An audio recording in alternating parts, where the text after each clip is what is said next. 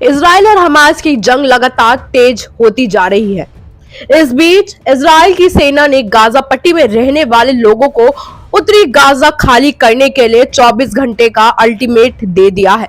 इसके बाद गाजा में अफरा तफरी का माहौल है। गाजा के लोग दक्षिणी गाजा की ओर जा रहे हैं। गाजा पट्टी से ऐसी कई तस्वीरें सामने आ रही है जिनमें देखा जा सकता है कि इजराइल की चेतावनी के बाद यहां के स्थानीय लोग गाजा से रवाना हो रहे हैं।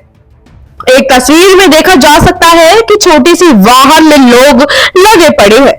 एक शख्स इस वाहन के पीछे लटका हुआ है। इजराइल के अल्टीमेट के बाद लोगों में गाजा छोड़ने की होड़ सी लगी है। सड़कों पर वाहनों का इंतजार करते लोग और वाहनों में अपना सामान लादने की आपाधापी उनकी व्यथा बयां कर रही है। इजराइल की चेतावनी के बाद गाजा की सड़कों पर लोगों का हंजुम उमड़ा पड़ा है। ये लोग वाहनों का इंतजार कर रहे हैं ताकि गाजा से बाहर निकल सके। बता दें कि इजराइल ने उत्तरी गाजा के 11 लाख लोगों को इलाका खाली करने का निर्देश दिया है। इजरायली सेना ने गाजा के लोगों के लिए बयान जारी करने से पहले संयुक्त राष्ट्र से कहा था कि उत्तरी गाजा में रहने वाले 11 लाख लोग दक्षिणी गाजा में चले जाए। इजरायली सेना आईडीएफ के बयान जारी कर गाजा के लोगों से कहा था कि आप 24 घंटे के भीतर उत्तरी इलाका खाली कर दें। आपको अगला बयान जारी होने तक शहर में आने की अनुमति नहीं होगी।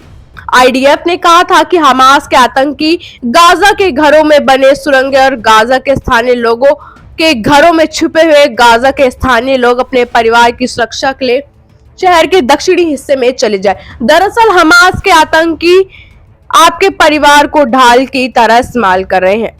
इजराइल सेना आईडीएफ ने कहा था कि वह आगामी दिनों में गाजा में बड़े ऑपरेशन करेगा और आम लोगों को नुकसान से बचाने की पूरी कोशिश करेगा। बता दें कि इजरायली सेना की चेतावनी के बाद गाजा में अफरा तफरी का माहौल है। इसे लेकर संयुक्त राष्ट्र ने भी चिंता जताते हुए कहा कि लगभग 11 लाख लोग इतने कम समय में शहर कैसे खाली करेंगे।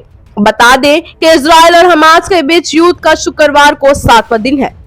बीते 7 अक्टूबर को फिलिस्तीनी आर्म्स ग्रुप हमास ने गाजा पट्टी से रॉकेट हमलों की झड़ी लगा दी थी। ये हमले इजराइल पर किए गए थे। हमास ने हमलों की जिम्मेदारी ली और इस इजराइल के खिलाफ सैन्य कार्रवाई बताया। हमास ने गाजा पट्टी से करीब 20 मिनट में 5000 रॉकेट दागे थे। इतना ही नहीं, इजराइल में घुसपैठ की और सैन्य वाहनों पर कब्जा कर लिया था। इस जंग में दोनों ओर से सैकड़ों लोगों की मौत हो गई है। इजराइल की तरफ से गाजा पट्टी पर लगातार बमबाजी की जा रही है। वहीं फिलिस्तीन में हमास के लड़ाके भी शांत नहीं पड़े हैं। वो इजराइल पर अभी भी 3 मोर्चे से अटैक कर रहे हैं।